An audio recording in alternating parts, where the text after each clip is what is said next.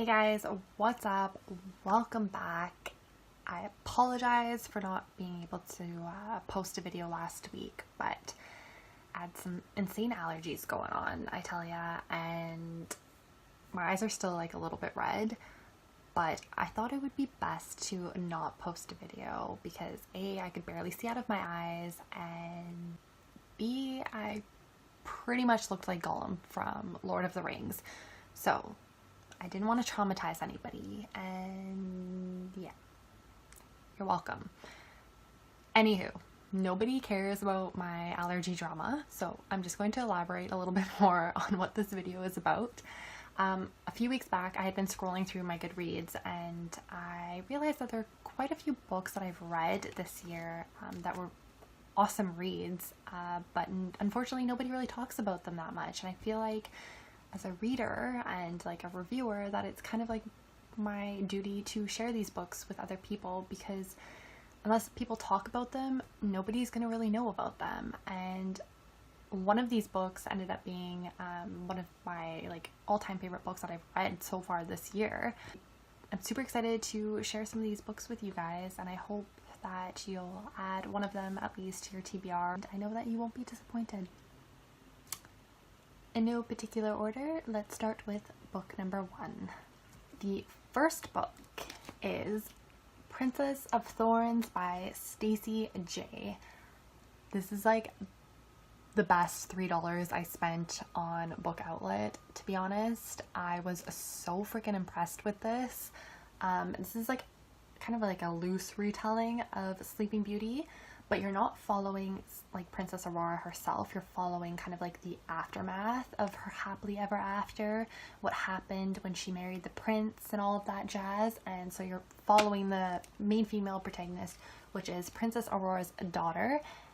This is like super awesome. The world building in this was incredible for just being under 500 pages and a standalone. Like, it absolutely sucked me in. The character development in this was like pretty impressive, and I thought that this was like an overall like super fun book. Yeah, I don't know why people don't talk about this as much. I will say it does have a little bit of cliches in it and like tropes. There's like a hate to kind of love romance in it, and this is super duper awesome if you are trying to recover from a reading slump or book hangover. Pick this up. Give this a go, because honestly, you won't be disappointed. The next book that I want to recommend, I don't have the physical copy because I borrowed it from my library, because why not save a little bit of money? And that is Shadow Queen, which is by CJ Redwine. And this is a part of the Ravenspire like series. Each book is a standalone retelling of a fairy tale. Oh my god. I haven't read the next installment to the series, but the first one, which is a retelling based off of Snow White, guys, I'm telling you, it is so freaking good. The villain in this, first of all, is probably one of my all-time favorite villains ever. Villain was just like ruthless, showed no mercy, and it was just amazing, this book, for a standalone fantasy novel. The world building in this was awesome. The character development, the magical elements in it for being a standalone that's under 500 pages just blew me away. This is probably one of my most favorite retellings. I was just consumed by this book. It was so good that when it ended, I was slightly disappointed, because I just wanted there to be just a little bit more. In the sense, I wanted kind of like a short novella. Even though it doesn't end on a cliffhanger at all, I just was so consumed by this world that I had been reading, and the characters. I was just super invested in them, and I loved it so much. I always find that fairy tale like retellings always pull me out of book hangovers and reading slumps. So add this to your TBR. You will not be disappointed. And I just can't believe that people aren't talking about this that much. Like, it's so freaking good. Next book that I want to recommend is Murder, Magic, and What We Wore by Kelly Jones. This book is so awesome. If you're somebody that is into Regency era kind of settings and a little bit of magic, it's a middle grade book as well, by the way. So it's not really young adult, but you are following a young female protagonist that has just lost her father. He's been murdered, and the whole murder situation doesn't really sit that well for her. And the more that she kind of is consumed by this like mysterious death of her father, she starts finding different clues that suggest that he was like an undercover spy. So I'm not going to tell you too much more about it, but there are a little bit of there's a little bit of magic in this book. It's kind of like magical realism though. If you are somebody that really likes Jane Austen's writing style, then you'll really like this.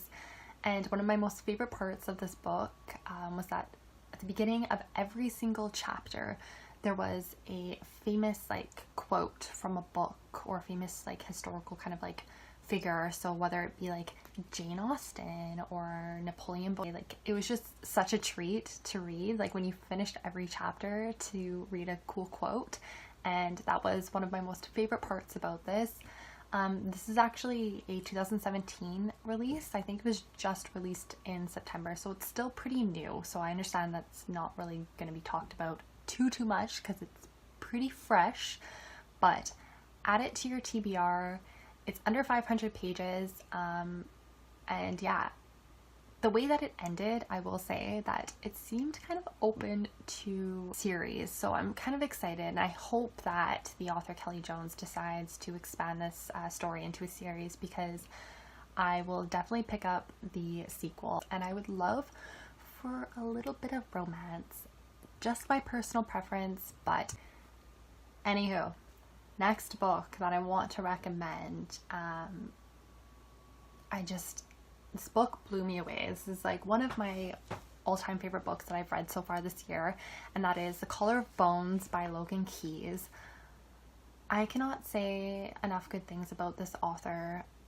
This book was like everything that I wanted to read this year. It had pirates, it had wizards, it had magic, it had evil witches in it, and if you're somebody that likes pirate-themed books or is a fan of Pirates of the Caribbean, you will absolutely love this series so much. The sequel to it hasn't come out yet, which is like, it's giving me anxiety because I need to know what happens, but it's a super duper fun read. I cannot like recommend it enough.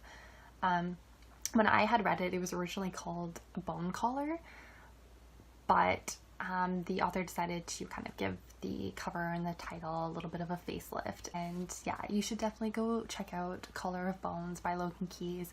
She is such an underrated author. I definitely have to read more of her books. She's just so talented, and Color of Bones is such a unique and original story. Yeah, it's super awesome. Okay, the next two like comic books that I want to talk about. It's weird.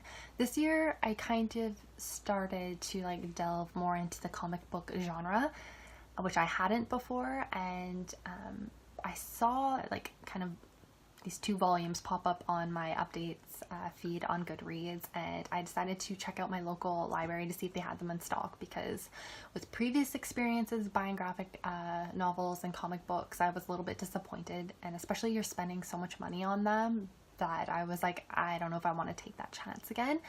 But I was super happy when my library had both of these volumes in stock. Saved ya homegirls some money.